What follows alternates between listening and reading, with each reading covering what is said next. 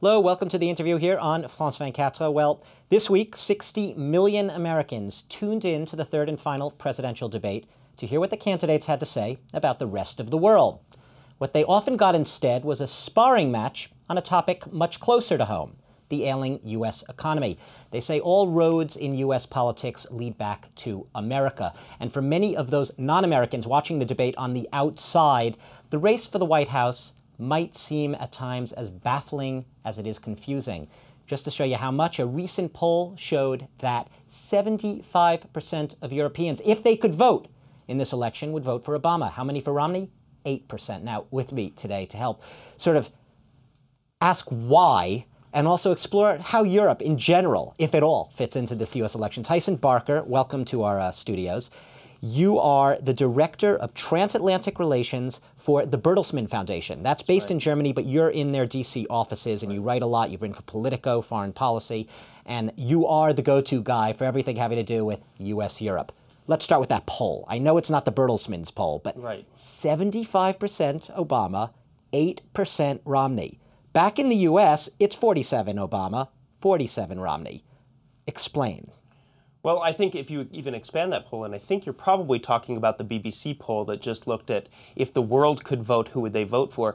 Every country that they surveyed, from Israel to Russia to Poland to Japan to China, all said that they would overwhelmingly support Obama. The only country that gave its support to Romney was Pakistan, and we think that has something to do with the drone policy of the Obama administration and their aggressive, very a strong approach to the war on terror in the tribal areas. Was it overwhelming support for Romney or just a narrow? No, it was a narrow support for Romney in Pakistan, but the rest of the world, as you noted, and France really being at the vanguard of that support, was overwhelmingly for Obama.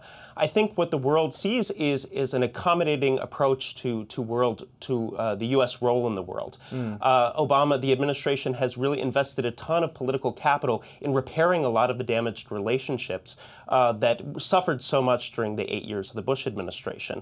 I think that the world, in some ways, more than the United States, is aware that a lot of the people that Romney has in place, the backbenchers who would cut his advisors on foreign policy, will be those same Bush people, and they're wary of that return. They're wary of that. Let's talk about that return. In the debate itself this week, one of the outstanding lines that a lot of people were quoting afterwards was when Barack Obama basically turned to Mitt Romney and said, your foreign policy is imported from the 1980s, your social policy from the 1950s, economic policy from the 1920s. Throw back to the Cold War, he was basically accusing him. You're living in the Cold War. Well, this is a default position of Republicans in general. It's leaning on the Reaganite tradition. We want a strong military, we want to keep taxes low, and keep government out of your hair. Romney has really taken this as his mantra when it comes to foreign policy more than anywhere else, because this is an area where he hasn't really been that imaginative. Now, he wants to focus the campaign fully on the economy.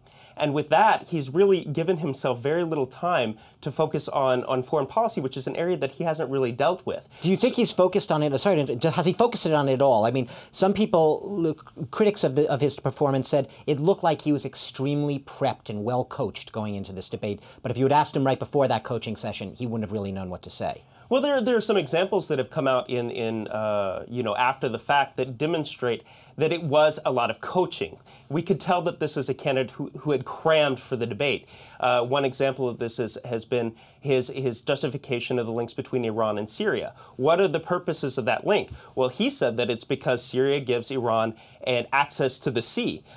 Syria already has access to the sea. In fact, it has access to the ocean. You might have been thinking of Russia, right? I think Syria gives Russia that port. Exactly. So we could tell that this was a lot of last-minute debate prep, but this isn't an area that he really feels comfortable on, unlike the economy, where there are some substantial policy differences between the two candidates.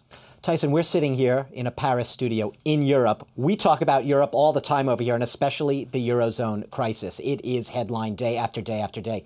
We barely heard mention of Europe in this debate this week. Well, this is something that, that is part of the nature of foreign policy coverage and the foreign policy narrative in this campaign.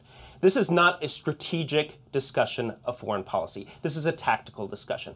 What the debate was really about, what has been in the headlines, is what is happening right now. The attacks on the consulate in Benghazi, the situation in Iran. Everything is really Middle East centered. Yes, exactly. Basically, foreign policy is shorthand right now for Middle East policy. It's not talking about the tectonic changes that are taking place in the world right now. The Eurozone crisis, the rise of China. These are the things that the next president is really going to have to define American policy vis-a-vis in the future. And you wrote recently, in a paper you co-authored with one of your colleagues, Mitt Romney, and I am singling him out here, has failed to articulate a policy on how he would tackle the Eurozone crisis or handle it if he were the next president. Well, I think both candidates, just to be fair to Mitt Romney in this case, have really looked at the Eurozone crisis through the prism of domestic politics. Romney sees it as a question of austerity versus spendthrift policies. Basically, he's trying to side with the Merkelian line, but a very basic reductionist version of that, which basically says that the panacea to solving this crisis is to cut government spending. Obama, on the other hand, has said what we need to do is grow our way back to sound footing. We need to have employment through growth, and that has an ECB with a double mandate. That means more spending on the behalf of the Germans to incite more Keynesian approach. Exactly, a more Keynesian approach. What do you think of the general shift in the Obama administration? We've seen a pronounced official policy of shifting more towards the Asia-Pacific region, away from Europe. Presumably, Mitt Romney would keep that emphasis, that shift away from Europe? I think that is something that's going to be consistent no matter who wins the presidency. And we have to remember that this is not a policy, the pivot to Asia, that started with Obama. It actually started with Bush. So this is going to continue under whoever becomes president because these are reflective of wider dynamics that are taking place globally.